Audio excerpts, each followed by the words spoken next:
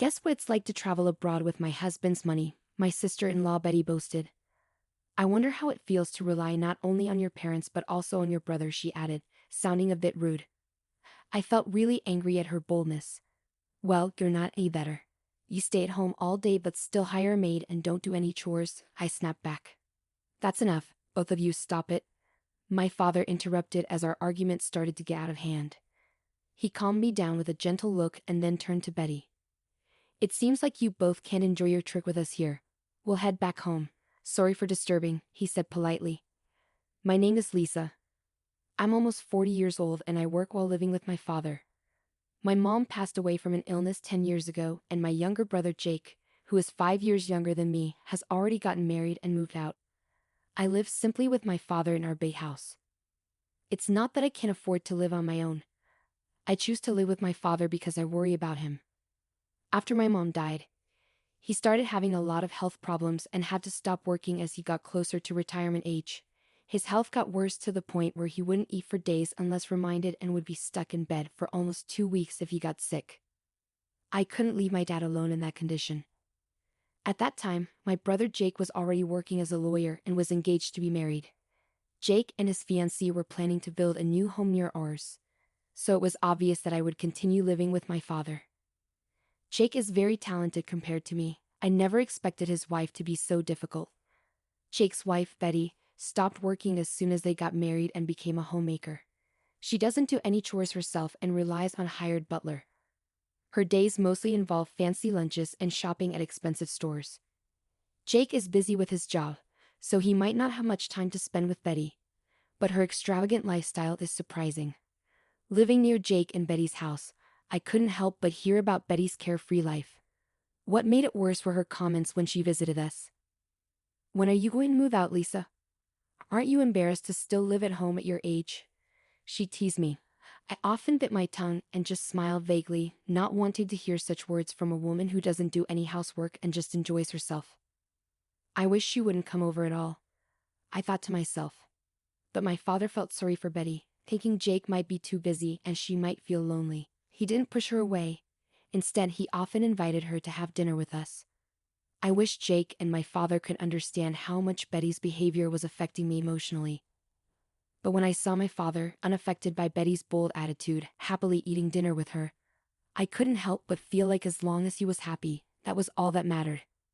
Why did Jake marry someone like her? I often wondered about it, but I figured there must be qualities in Betty that only Jake could appreciate. I chose to ignore Betty's rude comments and quietly continued eating. That day, like usual, my father invited Betty to join us for dinner. Jake had been really busy with work lately, and Betty usually just helped herself to food prepared by the housekeeper. Maybe feeling sorry for Betty, my father decided to buy some fancy ingredients and suggested that the three of us have a nice meal together. I wasn't very excited about it, but since my father insisted, I didn't have much of a choice. I went to the supermarket in town and bought some ingredients, then managed to make some dishes I'd never tried before. My father, who hadn't been eating much lately, was really happy and joked, saying, "I'm extra hungry today." Betty showed up quite a bit later than we agreed and plopped down in a dining chair without even saying hello properly. The dishes I'd made were all laid out in front of her. "Now that we're all here, let's dig in," my father said cheerfully, but Betty didn't seem happy. She pushed the food around with her fork, let out a big sigh, and said, "Do you really expect me to eat something that looks this unappetizing?" Betty shot me a disdainful look as she glanced at the dishes. I stared back at her and turned to my father in surprise. He also seemed taken aback, his mouth hanging open as he looked at Betty. "Well, it might not be as fancy as what your housekeeper prepares, but Lisa made all of this herself. Can't you show a bit more respect?" My father responded sternly. Betty immediately frowned. "I never said I wanted to eat with you guys. I'm just trying to create some memories here, and you serve me something that looks so unappealing. Can't you think about how I feel?" "What do you mean by making memories?" I muttered under my breath, but Betty caught on quickly. She looked down at me and my father, smirked, and said something shocking. "Well, your father won't be around for much longer, will he? I'm the devoted daughter-in-law keeping him company." So, I was expecting a sizable inheritance. At that moment, both my father and I were stunned into silence. The room fell quiet. Could this really be the woman that the smart Jake chose to marry? Talking about inheritance before someone has even passed away. There's something really wrong with that. You're going to live for many more years. Before I knew it, I was shouting. Even Betty, who had been grumpily playing with her food, stopped when she saw me venting my anger. Don't talk about inheritance to my dad. He might just be another person to you, but he's family to me. He's also family to Jake. He's the only living relative left for us after we lost our mother. My father gently restrained me as I leaned over the table, breathing heavily. I slowly sat back down, my anger toward Betty still burning inside. With a deep breath that seemed to break the tension, I felt my pent-up emotions deflate. I'll pretend I didn't hear what you just said, my father said in a calm voice. Immediately, Betty scoffed. All I did was speak the truth. I don't want the inheritance to go to a woman who's still living with her parents. Betty's words were blunt. I didn't have the energy to be angry anymore. She boldly brought up what my father had tried to ignore and hurled her insulting words and actions at us. I'll leave this old house to you, sister-in-law. Looks like you won't have to worry about losing your place to live, Betty said with a mocking laugh. I wanted to argue back, but when I saw my father quietly shaking his head, I held my tongue. My father was too forgiving with Betty, even as she feels lonely because Jake is often busy with work. It's not right to excuse an adult who doesn't know how to speak respectfully. My father glanced at my expression and murmured softly, "She's the one Jake picked." There was a sad smile on my father's face. He looked like a dad dealing with a troublesome daughter and also like a man who's been worn down by life. I couldn't bring myself to say anything when I saw my father's expression. I had words for both my father and Betty, but more than anything, I wanted to know what Jake thought about all of this. It's uncertain if Jake knows about Betty's behavior. If he's aware of it and ignoring it, then I feel obligated to speak up as his sister. In the end, Betty hardly ate the food I cooked and left early after a short conversation. Only my father and I remained in this spacious living room. Making memories, huh? Maybe she's onto something, I sighed quietly, noticing my father's figure suddenly appearing smaller as he muttered those words. Following Jake's suggestion, our family decided to take a trip to France. My father wanted to visit France while he could still walk without assistance, so Jake and I organized the trip. Initially, I suggested to Jake that he and Dad go on the trip alone without me, since Betty often made snide remarks toward me. I didn't want to spoil the happy atmosphere of the trip. However, Jake insisted that it would be better to have someone who usually observes Dad's condition, so he ended up buying 4 tickets. I reluctantly agreed to join them on the trip to France, and as I anticipated, Betty was in a sour mood the entire time, not speaking a word to anyone on the plane. Once we arrived, we headed straight to the heart of Paris and enjoyed sightseeing. My father was surprisingly lively, exploring every corner with enthusiasm. Betty seemed to brighten up a bit when Jake bought her a designer bag. She walked arm in arm with Jake, but I couldn't help but notice that Jake didn't seem particularly happy at that moment. I accidentally locked eyes with Betty, and she glared at me so intensely that my heart skipped a beat. By the way, why is Lisa even here with us? Betty let go of Jake's arm and confronted me. I asked her to come just in case something happens to Dad. We need someone who can handle it. Jake tried to intervene, but it seemed like his words didn't register with Betty. She continued to stare at me, smirking. Betty spoke in a mean way, asking what it's like to use her husband's money to travel abroad. She said not to spend too much because plane tickets are expensive. Then she rudely suggested that Lisa could sleep outside instead of in a fancy hotel suite. Jake tried to stop her, but she didn't listen. Betty insulted Lisa, saying she lives off her family's money, including her brother's. Lisa felt really angry and upset at this. She fired back, saying Betty actually lives off Jake's money even though she's a housewife. Lisa pointed out that Betty hires someone else to do the housework. Their dad stepped in before things got worse. He calmly told Betty they'd leave because their presence was ruining her trip. He apologized to Lisa and asked her to check the bus schedule to the airport. Betty looked pleased. But Jake seemed worried. Jake suddenly realized that they would be left without anyone to help them once their parents left. He desperately tried to stop them from leaving, but their dad remained firm in his decision. He asked Lisa to check the bus schedule to the airport and promptly headed in that direction. Lisa had to follow her dad while keeping an eye on her brother and his wife.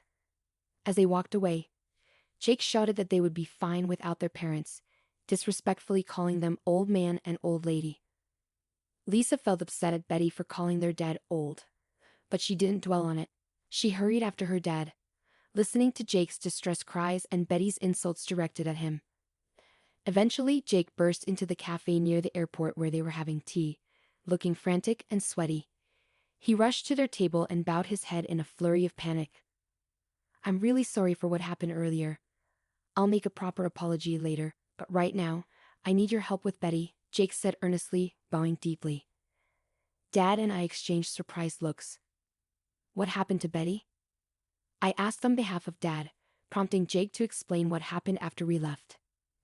Jake and Betty took a taxi to the hotel after we left on the bus to the airport. However, they encountered a problem once they were in the taxi.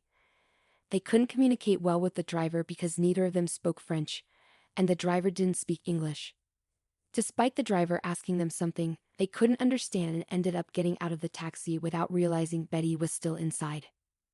Jake expressed concern that he couldn't reach Betty on the phone and worried she might have been mugged or faced some other trouble after being left by the taxi. Realizing he needed help and feeling overwhelmed by the situation due to his lack of understanding of French, Jake turned to us for assistance. I reassured him that both my father and I are fluent in French. Despite Betty thinking of my father as incapable due to his age, he used to be a French teacher and I currently teach French. This trip to France was planned by Jake as a way for my father to reminisce about his youth. Upon arriving in France, my father seemed revitalized by memories of his time studying abroad.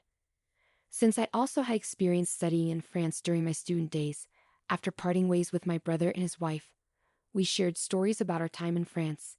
My father listened intently, eventually nodding in understanding. "Let's head back to the city center. I'm guessing the taxi that dropped you off might be waiting for its next passenger there," my father suggested. Following my father's advice, we swiftly prepared ourselves and embarked on a mission to locate Betty, who had been left behind somewhere. My father and I decided to split up and search for the taxi that had dropped off my brother and his wife when they returned to the city center. It's common for taxi drivers in the area to speak French fluently without needing to use English. Before I could reach them, my father managed to find the taxi that had taken Jake and Betty, leading us to the spot where Betty was supposed to have been dropped off. Thankfully, Betty was there, safe but looking weary. However, upon her arrival, it became evident that she had been robbed. All her bags and belongings were missing, leaving her with nothing. When Betty spotted Jake's face, tears started to form in her eyes, but she quickly put on a frown upon seeing us. "Why are they here, Betty?" Jake asked, clearly annoyed, and let out a heavy sigh. "If it wasn't for them, you'd have been stranded here with nothing, Betty. You should be thankful," Jake scolded her. Betty looked uncertain. "What do you mean?" "Without them, our trip would have been a mess. We can't speak French, so that's why we're in this situation. But they're different. They're both French teachers, much better at it than I am," Jake clarified. Betty seemed uneasy, glancing over at us. A troubling thought crossed my mind, and I quietly told Betty, "If we hadn't found you, you might have had to sleep on the streets here." Betty clenched her lip in frustration. "And besides, Jake and I split the expenses for the trip equally. So how can you say it's all funded by an old lady living off her parents' money?" With that, Betty began to tremble. "It's your father's money anyway, right?" In response to Betty's argument, my father gently shook his head. "I didn't do anything, Lisa. Jake and Betty are doing well on their own. They're my pride and joy." Just as I felt Betty's glare bore into me, she fell silent, refusing to say a single word of thanks despite being helped. I had a lot I wanted to say to her, but my father's whispered advice to take it easy made me restrain myself and stay quiet. This must have been a very embarrassing moment for Betty. She probably never expected to be rescued by someone she had looked down upon. Even Jake seemed tired of Betty's stubborn hostility towards us, his frustration evident on his face. "Well, now that everything's sorted out, shall we continue our sightseeing? Let's go to a restaurant I used to love when I was studying here," my father suggested cheerfully. With my father's optimistic suggestion, our family was united once again. We had a fantastic time in France, ignoring Betty's gloominess and fully enjoying our trip. When we returned to the States, Jake kept apologizing to us and surprisingly decided to divorce Betty. I was shocked and asked him why they had married in the first place. It turned out Betty had lied about being pregnant and pressured Jake into marrying her. After they got married, it became clear that she wasn't pregnant at all. Jake had hesitated to divorce her earlier because of his public image, but he couldn't tolerate Betty's disrespect towards my father and me anymore. After the divorce, Betty was forced out of their home and couldn't continue living as a housewife. Without a maid to help with household chores, she faced difficulties. Additionally, she lost half of her assets due to a pickpocket incident during our trip to France. She must be working hard now to make ends meet. Meanwhile, my father became noticeably happier and more lively, reminiscing about his youth in France during our trip. I decided to quit my teaching job and started a French language school at home. I hope to renovate it soon and have my father join me as a French teacher. Our family's dreams are growing,